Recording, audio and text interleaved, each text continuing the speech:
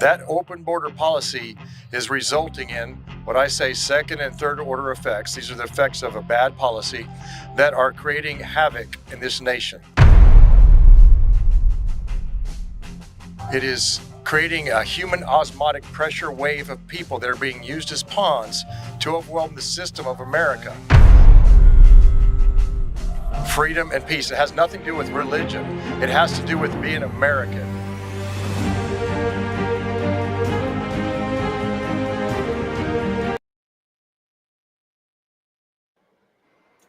Hello, Vax Choice community. Thank you so much for joining us today for a live episode with Doc Pete Chambers on Land of the Free. How are you doing today, Doc? Well, I am glad to be in one place, not flying down the highway, not pulling over in a parking lot to talk to you on the side of the road. And I got Whataburger, which is like my favorite place in the world. So I've only had I'm it doing, once, but it was good. it's good. So yeah, I'm happy to be home. We're back working our border stuff and falling in where we need to, and then our counter human trafficking stuff is looking good. We've got a mission going out here pretty soon. It's going to be a significant one, so we're really happy about that. We've been blessed, and we just got back from DC 2 days ago. Drove in here, had a refit day, day to kind of get ourselves back in order, and we're 100 miles an hour again. Yes, and I know you've got some updates for us on the border and also to talk Yep. about how the inauguration went for you while you Yeah. were working security up there. And so I know our audience would probably love to hear Yeah. some So details on that. yeah. Yeah. So here's the deal. We literally came off of a North Carolina mission, and we were asked by some folks. I can't say any names, but I can just say there were 8 people that we took care of.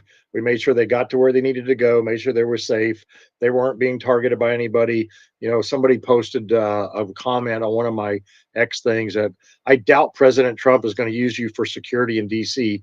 Well, very, very naive statement, because there's a lot of people there that had security, individuals that had security, VIPs that had security, because they wanted to try to avoid the previous, January 6th type things. Along those lines, the folks that we were taking care of were just, average American people that just, one of them, actually, her husband was a J6er in prison. And, she was hoping that he would be pardoned. And, and then we had, an attorney that was on that J6 defense teams. And then we had some folks from the Gulag Chronicles that were there. So those are the people that we took care of, and we got them to where they needed to go. But here's the interesting thing that happened in DC. It wasn't a difficult job. We weren't worried about somebody trying to, hurt them. We were more just worried about the situation, the environment that we were in. And what happened was that the difficulties all came from self-imposed, um, and probably purposefully done by the city of DC to shut down metros, to shut down the roadways. When you got a lot of people in DC going to all these balls and things, which our principals all went to balls and did things like that. So just being there, of course, I'm not a big fan of DC going there. I never wanted to go back, but we went there. It was a God thing. We met some great people, made some, a lot of networking, a lot of things happened. But to be able to see all this firsthand, and then there to hear, the president say, "This is what I'm going to do," all these different points that he made, he was very factual, or he was um, very methodical about the way that he put this out. We know that he's a man of his word. He typically is. There are certain things that he said are going to require a lot of work to do. Got that? The reality world, right? And it's not just optics. But it was amazing to see, and a lot of that stuff affected us. The Remnant A team particularly, because we do work on the counter human trafficking world. We do work in the security for the oil basin in Texas, with the Permian Basin being the largest producer of oil on the continental lower 48. So that was big, because he was like, "We're going to drill, we're going to pull off some of the regulations on that stuff." Great, that affects us 100%. But also, with regard to North Carolina, he specifically mentioned that's where we've got a kind of a hub, another hub for us. We have one person that's dedicated to that area specifically, with regard to post Hurricane Helene. But then just the years that it's going to take to get some of the normalcy back for those folks in Western North Carolina. So all those things were good to hear. It was great to hear that. And then when he said he's going to make the terrorist organizations FTOs, foreign terrorist organizations, Bingo. That's what we needed to hear, because that changes the picture, the playing field down here for us. And how does it do that?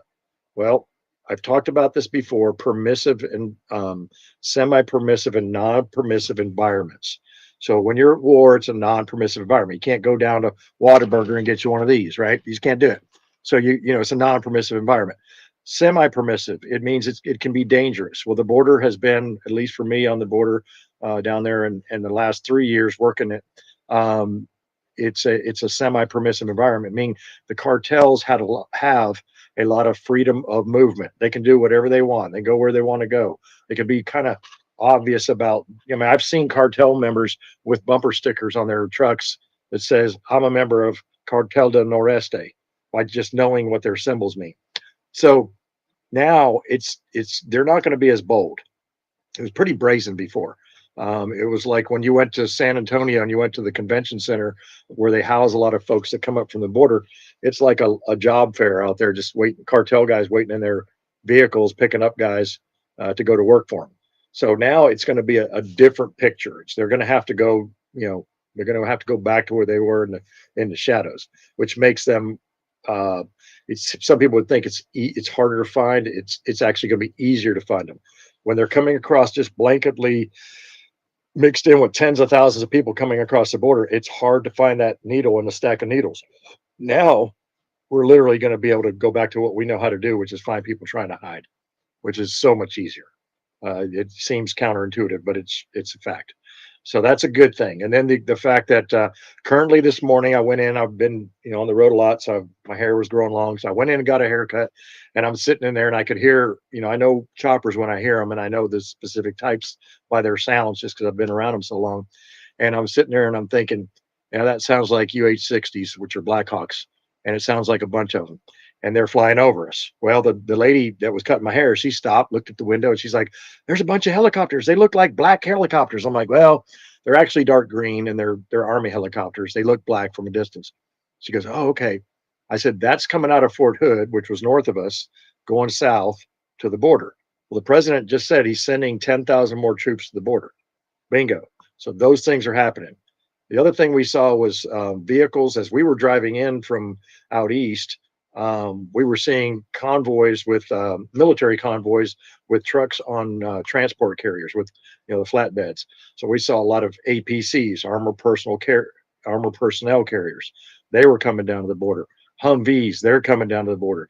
So a lot of that's going on. And then a buddy of mine that works on the border right now, still with Operation Lone Star, said that Border Patrol brought in the other day down to the Rio Grande Valley semi trucks with brand new Border Patrol vehicles with the green stripe on them. They're on their way down. So lots of things are happening there. Just for me telling you tactically, visualizing it and seeing it, and then hearing it firsthand. I'm going to refer to. We'll stay with the border right now. An article that a friend of mine put out, and this is a really good article because, and I gave you the website.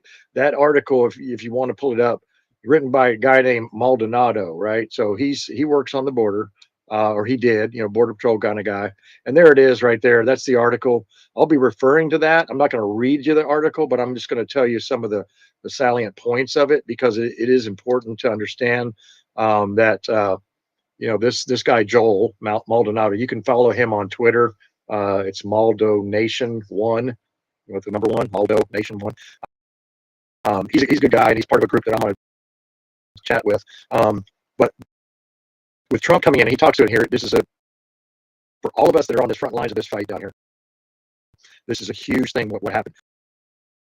Because you got to think about the. Hey Doc, I'm sorry. Hey Doc, I'm sorry to interrupt you, but your audio is being a little funky. Would you mind backing out and coming back in? It's like it's robotic or something. Okay, I'll do that. Thank you. Sorry. No, it wouldn't be a truthful, honest show if we didn't have some tech issues, right? Okay, here he is. Here we go. Okay, how's that? Yep, much better. It's gone now. Okay. Yeah, thank you for doing that. So, so with regard to the border, as I was saying, and it probably was robotic, it's, this article is really good because I would suggest people, if you want to know kind of what's going on, he really has an inside knowledge of the specifics with Border Patrol and things like that. And in this article, he talks about a guy named Banks. And so Banks was I can't remember his first name, but he was the Operation Lone Star. Um, I want to say he was the border czar for the state of Texas, Mike Banks. All right, so now he's the new chief of the Border Patrol. Now this is really important to understand. The Border Patrol headquarters was their leadership was really weak. They had a morally decayed leadership, all the way down to their section chiefs or sectors they call them. So their sector chiefs are now gone. Right, they're slowly being exchanged with people that are coming up through the ranks that really care about the job. The morale of the troops, Border Patrol guys, is awesome right now. They feel like the thing that they joined to do, they're going to get to do. Right, they're not going to be like some people working at Disney World, pushing people through lines, bringing them into the nation, knowing that children are going to get lost and that people are just coming in illegally. They love it. And then the Remain in Mexico policy is an executive order right now. They can't just come across. If you come across illegally, it's a felony. You're going to get deported back. Military Airlift Command has already been notified that they'll be flying them on military planes out, and that is through Tom Homan. That's the federal side, and he's the border czar on the federal side. So now you got a guy like Mike Banks who's going to be working underneath ICE. ICE is kind of a immigration custom, and he'll be working specifically for the Border Patrol as their chief. So he did a good job for Operation Lone Star in Texas. He's going back to it. He came from that community. He knows what he's doing, and he's not been ruined by working his way up through the ranks, because the guys that kiss butt and gals that do that are the ones that get to the top prior. Now it's going to be a merit-based people that care, and we're going to see a lot of things. So a lot of good things. So there you go. So you got the border czar guy. He's gonna get after it, and then that's Mike. And then I'm gonna keep going here because there's a couple of other little things here that I want to talk about. Is with regard to that. Okay, I got that. All right. So Tom Homan, I'm gonna tell you that he is. He's a man of his word. I've met him several times. He's rough and tough. He came up in the streets, as a cop, as a beat cop, worked for Border Patrol once again through the ranks. Ended up being the ICE director under Trump in his first administration, Immigration Customs. So that was what he did then. So now he's back and he's in charge of all of it as far as the 40,000 foot big picture strategic view. That's the guy that's going to go out there, and he's not going to. I don't know if you've heard him, Melissa, but he's no nonsense, and that's one thing I like about him. He doesn't care about politically correct and all that. He just cares about getting the job done. So that's a good thing. Yes, it is. Yeah, that's going to be a good one. So what the bottom line is that, and we don't need to keep beating a dead horse on this article, but their motto for the Border Patrol is honor first. Well, now we're going to get to see that, but we're also they're going to get to execute their oaths of office, right? So that's something that's important to any of us that have served in the military or any kind of capacity, is to be able to focus on an oath that you take to a constitutional republic, the Constitution of a constitutional republic. Bear in mind, I say that very specifically because you're going to see both from the left for sure and from the right, when it comes to federal legislators, that they use the word democracy, and they use it. We got to get our democracy back. This is a word game. When you see that, when you hear it, know that that's a word game. That tells you that person's allegiance. It is not to the Constitution. There are people that have been sworn in and voted in on the right side, on the Republican side, the GOP. They've been sworn in, but they still have a mindset of, we're not really a constitutional republic. That tells you where they're at. And I would say I would just transfer the word democracy with corporatocracy, because that's really what they're about. The legislators kind of pull their strings. So that's the end of that article. So we can pop back over, but that's just somebody to follow. He's definitely a good man, and I'll hit him up after this and tell him, hey, I borrowed your article, but I gave you credit, because we definitely want to do that. So that's the border.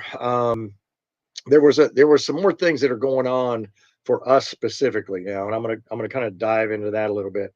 So because we are a ministry, I'm proud to announce that this weekend, Sunday, is going to be our first ministry service at a community center in Wimberley, Texas. So anybody around Wimberley, Texas, go to the city community center, go to the Blanco room. It's spelled the right way to say it is Blanco, but in Texas they say Blanco. So it's the Blanco room, and that is where we will be at 9 o'clock in the morning. We will be doing our first four-wall church service. So it's going to be interesting because we're going to do it a little different. I'm going to ride into the room on the back of my horse.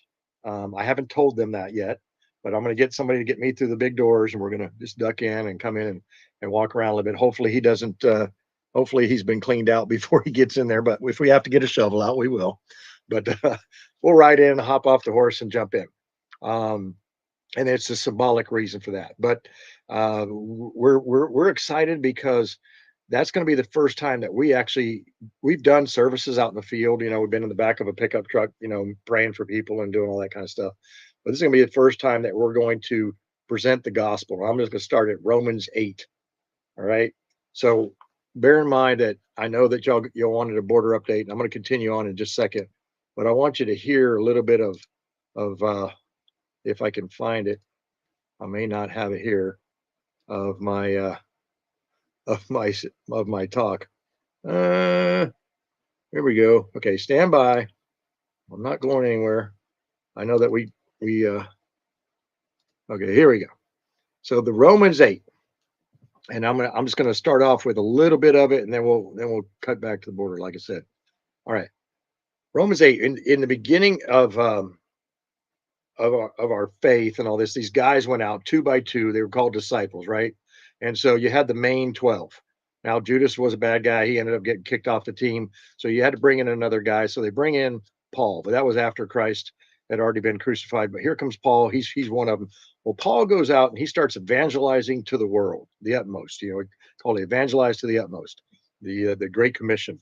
And so Paul goes out and he's talking to the Romans. In the book of Romans is where he's talking to the Romans, but he's talking to the Gentiles, right? But that's the name of the book, is the Romans, and he's speaking using Roman terminology. See, he was a Hebrew guy, but he had Roman citizenship. Now this is the key to what he's talking about. There's 3 or 4 main themes, but the first one is you can become free from indwelling sin. What does that mean? Well, free because there is no condemnation, right? And to those who are in Christ Jesus, who do not walk according to the flesh, but according to the Spirit. This is what he says in verse 1. He says, for the law of the Spirit of life in Christ has made me free from the law of sin and death. Okay, so that's where I'm going to stop on reading scripture, but I want you to understand that there is a thing here. There's laws, right? We fall under laws. Now, the Old Testament laws, the original law, was fulfilled when Christ came. It wasn't abolished. It was fulfilled. And then then he shed his blood, and he became sin, more or less, quote unquote. And then we were given eternal life. So the law of man, the laws of man, we have common law and statute law, and we have all these other kind of laws, maritime law, all these laws that we talk about, the laws in the book of the Old Testament were fulfilled. And Christ came, became sin, took our sin, and so then you are justified, right? So if you believe in him and you have the Spirit in you, and you are then justified. And then if you are justified, you are then glorified. So what does that mean? Well, that means there's a likeness of Christ in you. You are actually one in being. And so that is what it when it fills you up and you feel it, you can't not talk about it. It's like me doing a border briefing and talking about this. I can't not talk about it. But there's an importance here. The importance is that going back a little ways, not on Romans, but that faith without works is dead. And then I'll be at the end of this little mini sermon. So our team, as we're talking about this and being an important book of the Bible to explain how that works, understand that when you do get that, then you have to kind of switch over from being a think tank to a do tank. So you are the hands and feet. You have to like go evangelize. You have to go talk to people. You have to go help people physically with your hands. the feet. You know, somebody asked me the other day, how do you know what your next mission is? I'm like, I just pray and the Lord guides my feet. I just go there. Or my team does. So we are the ecclesia, the body. That faith without works is dead. You got to do works. You know, it's not trying to get into heaven stuff. We're just talking about when you get this spirit, that's what you want to do, right? You want to glorify the kingdom of God. Psalm 115, not to us, Lord, not to us, Lord, but to thy name be the glory. So now you see all this stuff starting to fit in, because you can't take, I mean, we could talk about specific scriptures, but you can't take just one part of it and say, well, I'm just going to do this and I'm just going to do this. No, there's a book there for a reason. It's kind of like a field manual. It's showing you how to do this stuff. And so when you put it all together and everybody's operating that way, we are unstoppable, because 12 guys went out after Jesus was put on the cross and died and transcended, or ascended to heaven. It's at the right hand of the Father. After that happened, those 12 guys went out and turned the world upside down. That's why a team like ours, so small out there, can do so much, because we focus on that. Is our focus, is that mandate that we are given through the Holy Spirit, the discernment, the listening, out of love. You know, everything is out of love. First two commandments, if you follow those, the rest of them fall into play. Love God with all your heart and your soul, and love others as you want to be loved yourself. Everything else underneath it, all the rest of them, if you do those two, you don't have to worry about the other ones. But if you want to, go ahead and steal and kill and destroy things, and then you'll find out. But it's those two right there. So that's kind of where we operate. We're not perfect. We make mistakes. We just got off the phone with my team guys the other day, and this morning, waiting for my haircut. And, he's having a hard time. Look, we're all here. That's why we sharpen each other's iron. Iron sharpens iron. So that's good. All right, back to the border. I'm on a rant here. Back to the border. So the border right now, the level of energy, right? Positive, good energy that's on the border right now with all of our people is through the roof, through the roof. There are so many good things happening. We're watching it. We're seeing a change, but it's not going to be without a fight. That we've got to understand. There are nefarious actors in this country. Got a phone call the other day from a Department of Public Safety friend of mine, Texas law enforcement. Hey, your name came up on nefarious actors are talking about your name and your team and all this. Okay, well, if I was nefarious, I would talk about us too, and I would target us. Yeah, good. It means we're over the target. I don't want them to come after us, but I'm not worried about that, because if we're not doing anything, if we were just hitting up all the time, just hanging out, nobody's going to want to come after us, and we would just be complacent. But we've been given skills that we've honed a certain set of skills that makes people like them very afraid of people like us. Okay, so we can't just throw that aside and say, well, we're not going to use that. We want them to be afraid. We want them to be angry at us. We want them to target us, because that draws them out. We don't want to get into a fight with them, but we're not worried about when they say something like that. So that means we're over the target. So last thing about this, and it does tie together, is there was a guy, and he called me the other day, and his name is Cameron Hamilton, and you can pull him up. He's the former interim director for FEMA. Okay, now Cameron Hamilton, I'm going to tell you about this man. I was trying to get him on the show for today, but listen, he just got handed FEMA. All right. So Melissa, if I ask you a question and I say to you, what's your general opinion about FEMA? What would be your answer? Just an honest answer. Mine was, it's the evil empire. Mine's just a government arm. That's all they are. Yeah, they're a government arm. But to me, when he asked me that question, I said, well, I'll be honest with you. Most people around here, especially when we were in North Carolina, think, there he is. So when we were in North Carolina, pretty much it's the evil empire. Why? And he said, well, I just got handed that job and I've got to fix it in a short period of time and change the image of FEMA. And I said, you got your work cut out for you, brother. But I want to tell you something about this man. He's a former SEAL. He's a man of God, family man, great guy, honest person.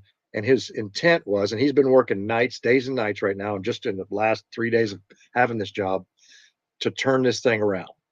Right. And that's an important thing to understand, because I want people to understand that there is hope that what is coming down now, we'll circle back to the inauguration, when Trump says, I'm going to do this stuff, that there's your action piece, right? That's your action piece. He's putting a person like that I will personally put my name on the line for and vouch for and say that this is a man that is going to do it. What was the first act he did? Check this out. The first thing he did, even though Trump said they're getting rid of DEI and all that, diversity, equity, inclusion, he goes, the first thing I did was I went ahead and enacted no more DEI in the organization. It's a federal organization. President said to do it. I got you. I mean, somebody came on the other day when I said that. I posted something about there like, of course he got rid of it. That's what the president said to do. I'm like, yeah, knucklehead. But the point is that it's being done, right? So think past your own emotions for a second there, brother, and think about the fact that Trump said it, and within 3 days, it's happening at the largest level. The FEMA has 17,000 employees and a $33 million budget. Okay, well, I'm going to tell you from what happened in North Carolina, I didn't see any of that money being spent appropriately. I mean, it's fraught with fraud, waste, and abuse. It's fraught with it. And so Cameron Hamilton has his job cut out for him. And God bless that man, because this is going to be one of those times in history where not only that, but you got guys like Tom Homan, you got Kristi Noem, the governor of, I believe, South Dakota. I'm pretty sure South or North, one of the Dakotas. They're all kind of the same to me, but they and I don't mean that in any disrespect to the state or the person.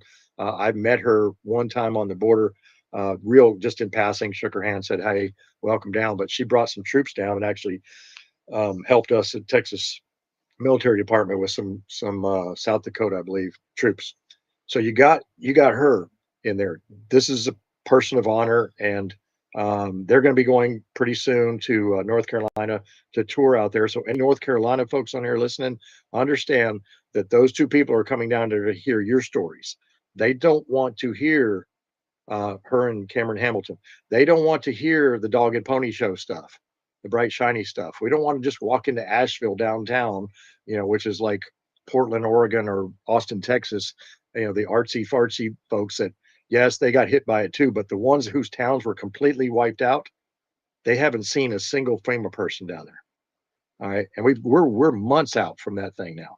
So there's no more excuse like, well, we're not really an emergency organization that comes in right after the event and, does the primary response. We got that. You already showed us that you don't do that. But by now, there should be a pretty robust response in it, and it just hasn't happened.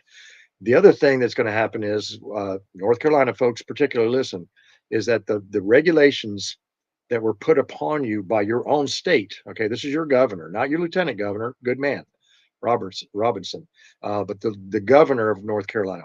This man has done everything he can to thwart the grassroots response to what happened in North Carolina. Because if it wasn't for those groups, now we got to witness it and we're very small and we did help, but without those groups, all of us that were out there would be so much more devastation in the hearts and minds and literally the physical bodies of these people. So that right there, those regulations that were self-imposed by that state were just plain wrong. And so FEMA is going to come in and they're going to listen to all this stuff. And then they're going to go back to the drawing board and say, how do we either one, redo all of our policies, our standing operating procedures, or two, as Trump said today, possibly getting rid of FEMA, just breaking it apart. So if you can't fix it, get rid of it. That's the facts of what's going on. And I don't, that didn't come from Cameron to me. I just, congratulated him and said, I'd love to take you around North Carolina to visit with people. And that's what we're going to do. And I'll be there and we're going to take him and introduce him to the exact people that he needs to meet. So all this stuff saying is action, action, action. So I think that's a good roll up there, but I want to hear if you've got any questions or anything you got yourself that came to mind while I was on my tirade. Well, we did get a lot of comments. Let me check them out and see what they say. Of course, you have a lot of people just affirming with what you say, like the U.S. is a constitutional republic, not a democracy. I cringe anytime someone says our democracy. Thank you. Thank you. Best People just wishing you good luck on your first official worship service. Cheering you on for your preaching.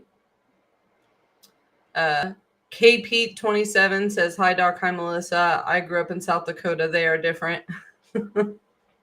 Yeah, I We know. need to Sorry about pray. that. I couldn't remember what state she was from.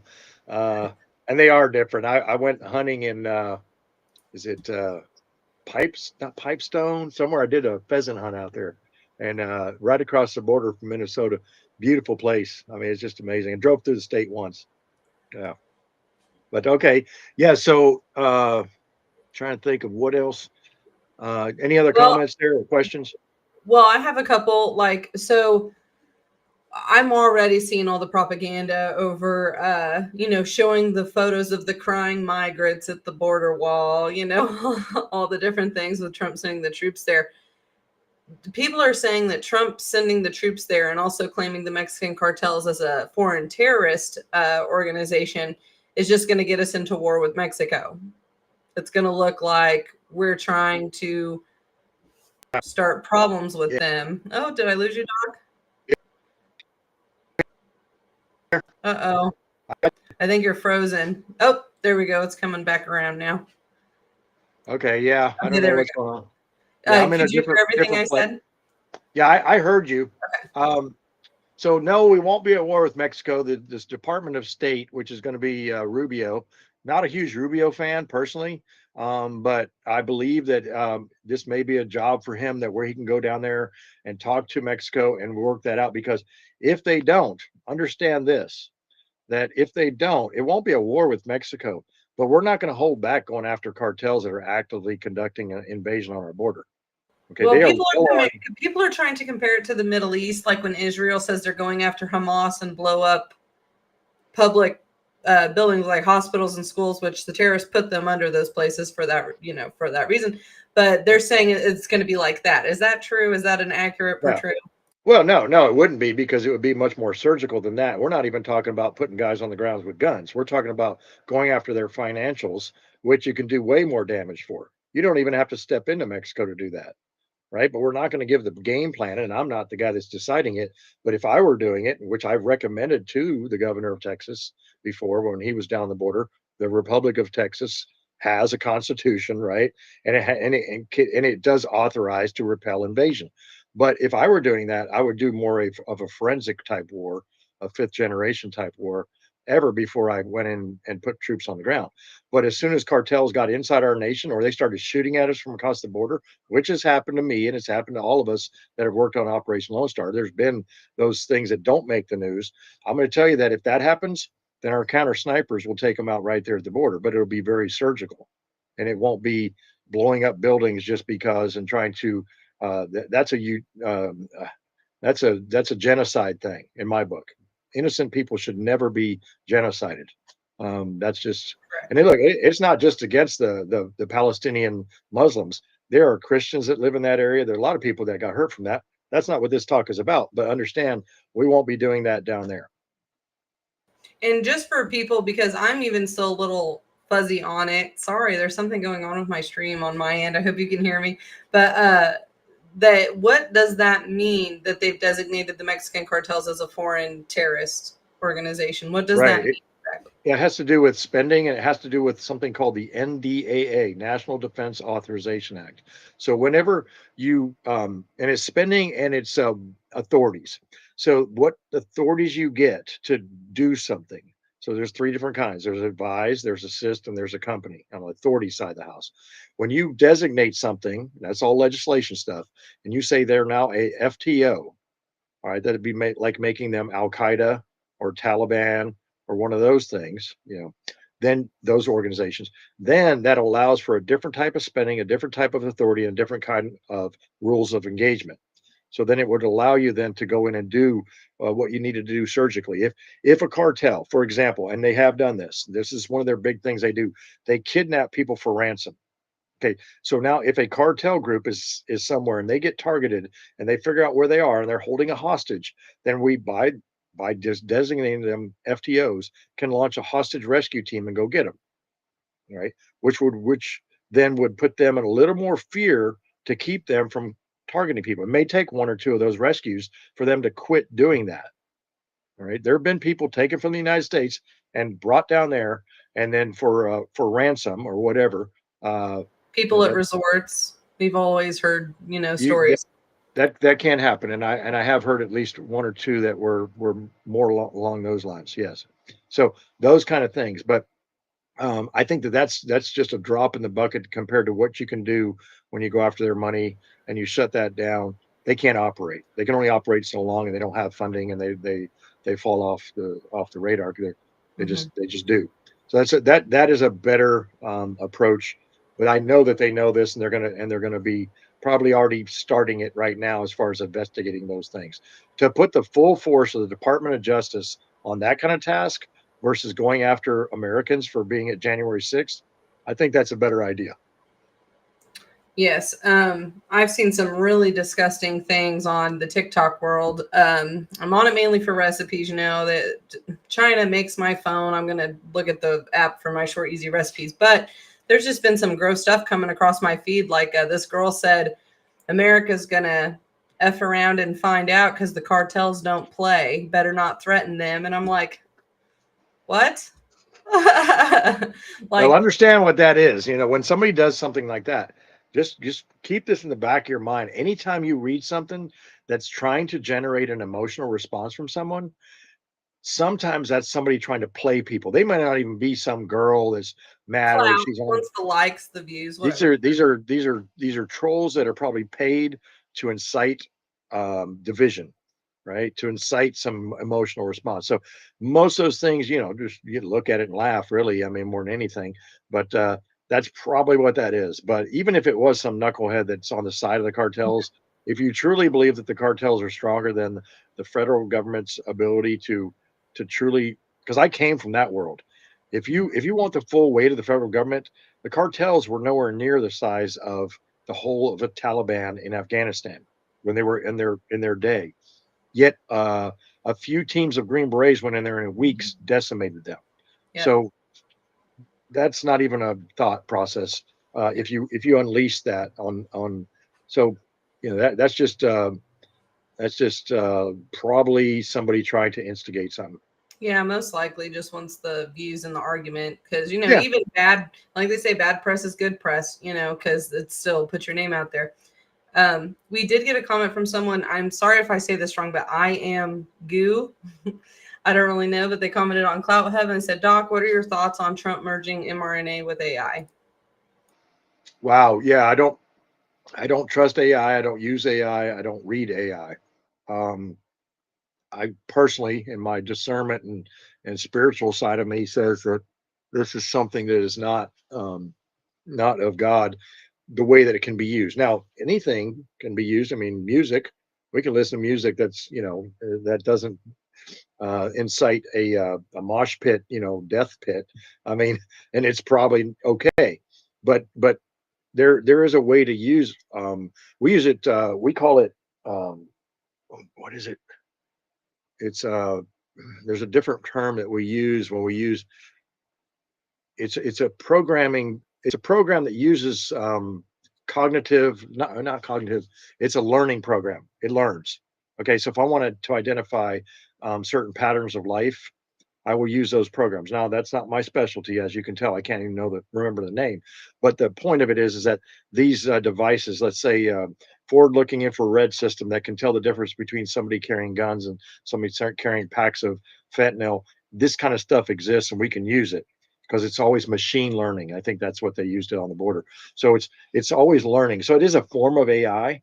There's a good use for that. But when we're using AI to then develop a new mRNA to say that it's good, I don't know what the focus is. And this is one of the things that a lot of us who wanted President Trump to come back were saying, but please don't talk about mRNA shots. Please don't do that. And then it was just a big slap in the face of Maha, Make America Healthy. And like Kennedy's just been quiet. He was posting a bunch. He actually posted today finally, but about regarding the declassification of his uncle and father's assassinations. But it's just like, I feel like I'm just not happy with it. Yeah. I don't want to say this, like, I don't want to pretend I know what's going on in that world in their own personal minds, but what a slap in the face to Kennedy. Right. And And all here's another thing we have to understand. based off Kennedy's endorsement. Yeah, and there's a very deep rabbit hole with this, because mRNA, the things that cause are based on there's a version he talks about this. Can't remember his name. In there that was added to this simian that led to cancers when early on in the polio vaccine. It led to turbo cancers back then, and they changed the polio vaccine, got rid of the SV40. Well, now it's being found again in some of the vials. So if we look at that and we say, okay, well, you're getting something that's got a SV40 attached to it on the back of a little lipid nanoparticle, which is your device that gets it through the blood-brain barrier. If we're starting to see a rise in that again, and then you want to say, well, we're going to build an mRNA vaccine to fight the turbo cancers. How about if we just quit doing those kind of things that cause turbo cancers? All right, number one. Number two, if we have things like fenazole and ivermectin and other things that are anti-helminthic that get rid of the parasites, and we're seeing a correlation between those. A lot of papers written on specifically prostate cancer and fenbendazole or albendazole, the civilian version of that, or the human version.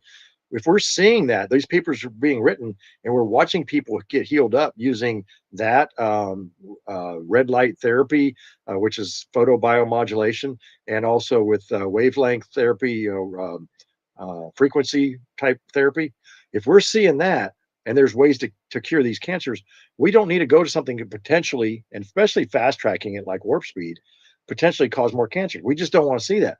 So that's where I would be if I was in that position, if I was to advise RFK on that, because, and I know that he has met with that, and I just can't remember his name, but Kennedy is not a stupid man in any of this, and so I think his answer that someone asked him when he was running for president, I think before he endorsed Trump, he was doing question and answer at some sort of thing, and they said, "What makes you qualified to run for president? You're just a lawyer." And he responds with, "Yeah, but I'm a lawyer who wins lawsuits against the bad guys. So I know their dirty tricks and all the bad things they do. And who better, to help break the corruption than someone who wins in legal battles against them." And I just thought that was so cool. And Kennedy was one of the first people who reached out to me after my whistleblower story. And I still appreciate that. So I just hope that Trump, kind of just takes a step back, because I'm sure there's money involved, and I just hope that he puts his loyalties over who helped him get elected over someone who's going to give him money to endorse something that his base, Trump's base, does not support whatsoever. I don't know why he's out there with that. I just hope it's not Elon in his ear whispering little. Yeah, I would believe that there's definitely some pressure from that side coming from Elon. I wasn't real happy inauguration area up there, and I did not see the stage, but I was there. I did see on a video, here's Elon and here's these guys, right behind Trump up there, and they're considered cabinet because they're part of this Doge. But then you got what's his name? Zuckerberg was up there, and then this was up there. So you got those guys. What are they doing up there with their gals? I mean, come on. That was just, it was an uneasy feeling for me to see that, because I know that there's they were not Trump supporters, and they were not supporters of free speech.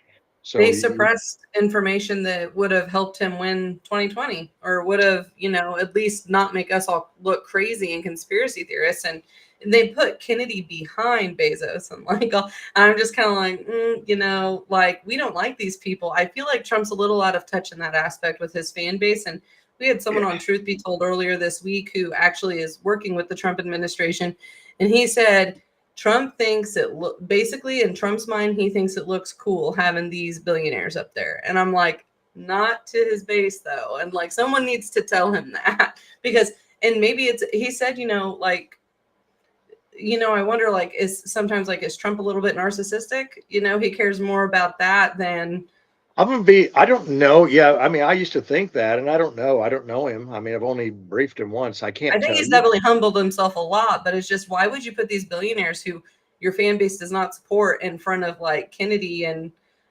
even Yeah, Elon? I think has a better fan base than Bezos and Zuckerberg. yeah. Well, Elon, I'm convinced is a cyborg, but that's just my personal opinion. Lizard But person. yeah, lizard person. But there is a drum out there, and only one person can carry the sticks, and that's Trump for his drum. That is something that he just does it. He don't care what people think. He doesn't, listen to, sometimes good advice. Somehow though, he keeps rising to the top, and that's good. We don't want the other side, definitely.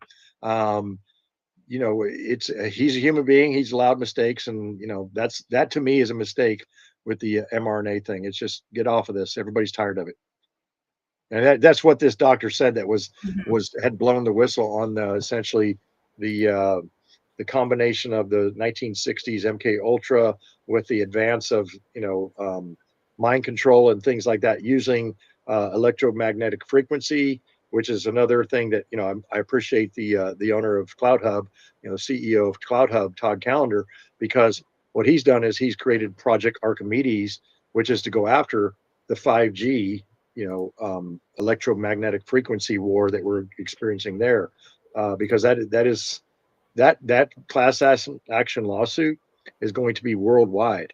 And we're going to see that a lot of this 5G stuff is being utilized in a different way that is not healthy, period. Even if it was not nefarious at all. And I don't believe that everybody that's in it is nefarious. I think there's a nefarious use for it, just like anything else, but it is harmful, period. Mhm. That type of frequency rate, non-ionizing radiation wavelength that runs in is not healthy at all. It causes children to have problems with having kids later on when they become mature. It causes problems coagulopathies in the blood called rouleau formation. This is a thing. It's real. It does cause that. If you get away from your 5G for a while, your blood it kind of runs normal again. But when I'm in downtown DC and I'm working down there, I mean it's I'm a EMF meter and I carry one with me and it's off the charts in DC. Any big city, if it's going to turn into a 15-minute city, it's going to be bad for you. Mhm. Yeah, those what do they call them? C40 cities? Is that Yeah, I mean, I think that's something what like they called that? them. I'll just call them Mhm. 15-minute, but yeah, I know what you're talking about. Yeah, It's well, them. their term is like C40, whatever. They always got to change it just a little bit so it sounds less creepy, I guess. But we are getting a lot more comments, Doc. And Glory Divine 7 says, "Can you ask Doc about the protection of the power grid?" It's a little vague. If you want to drop more, Doc. Hey, So in Doc. Texas, I for think us, we we're focus losing on your that. audio again. Do you mind Yeah, bumping out real quick again, or hitting refresh real quick? Sorry, guys.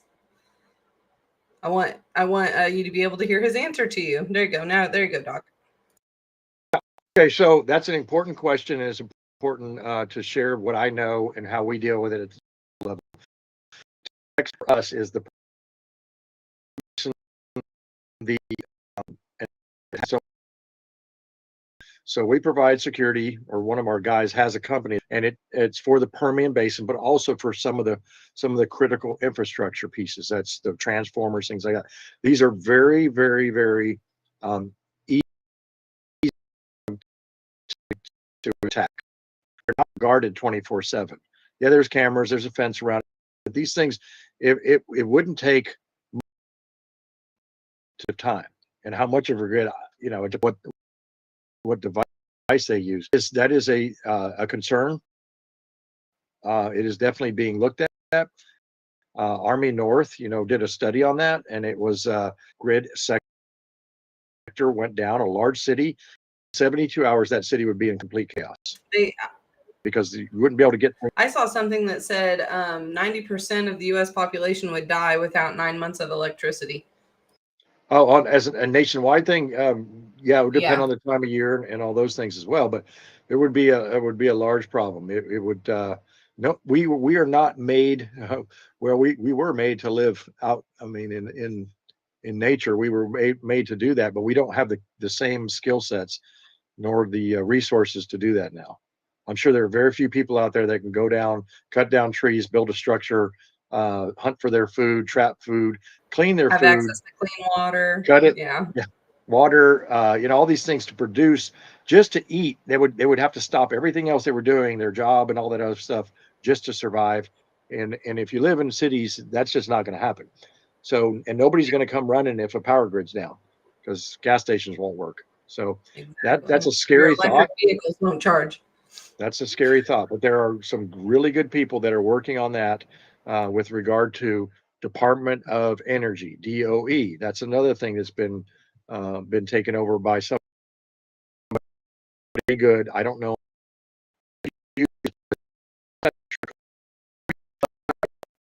We will Hey be, Doc, I think we're losing you.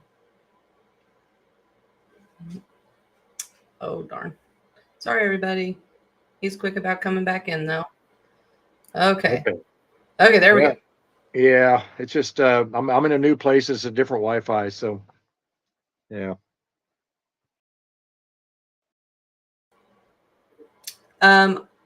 Yes, I think so. Okay. Yeah, I'm in a Wi-Fi. I wish I could just I should have brought my Starlink. The other part of the team's got it. Yeah. Well, do you have any closing thoughts or anything you want to say to your audience? We have quite a few people watching on Rumble today. Yeah, so I'm going to say this is to be on the lookout for tomorrow. I'm going to be recording a kind of a question and answer session with some people from Record It myself. I'll get it to you and we'll put it out. So be on the lookout for that. Start looking at if you look at my go ahead and put our thing across the bottom there, the Texas little streamer there, the Remnant Ministry TX.org. Go there and be watching because I'm going to put it out on there first, and then it's going to come out on. I'll give it to you, Melissa, and we'll have that because I want people to hear from the people on the ground in North Carolina, the main people that I'm going to have on this show. It's not the main people, but the people that I know that are objective. Not going to be just belly aching. I mean, he's got to hear the belly aching, but they're going to be objective in how to come up with witty ideas in order to, let's say, the next FEMA disaster. They have organizations like us. And they go, okay, here you go, and I'm going to use this term. You're deputized, not being a deputy, but we're giving you the authorities now to go out and be the first people on the ground, so that we don't have to stop at every FEMA roadblock and say, hey, you can't come by here, because we did. We just drove by them or we flew over them in a helicopter. So we don't want to go through all that again. So we want ideas like that. So these are the things we're going to be discussing tomorrow with the current interim director, hopefully full-time director. And we'll see, because Trump said today he may just abolish FEMA. We'll see. I'm certainly excited to see what he's going to do. I saw that he made it to where central banks couldn't do cryptocurrencies.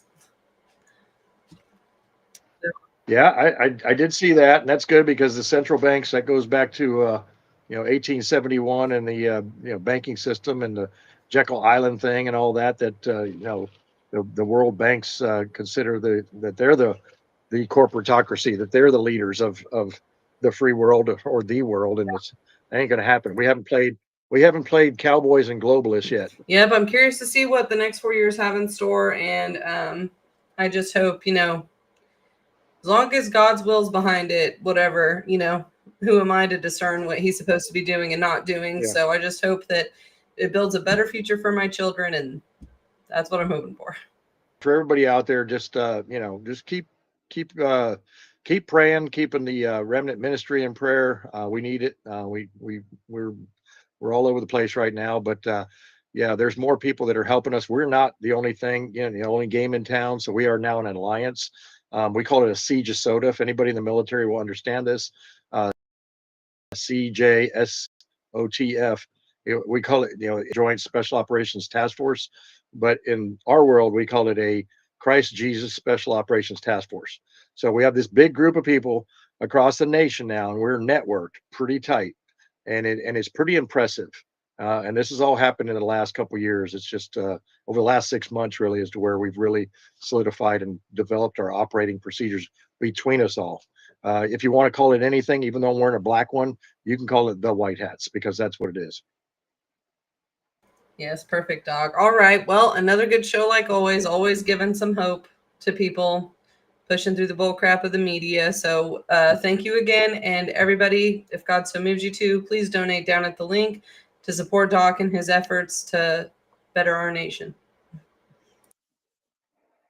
Thank you, ma'am. You did good. I'll see you next week. See you next week. Bye.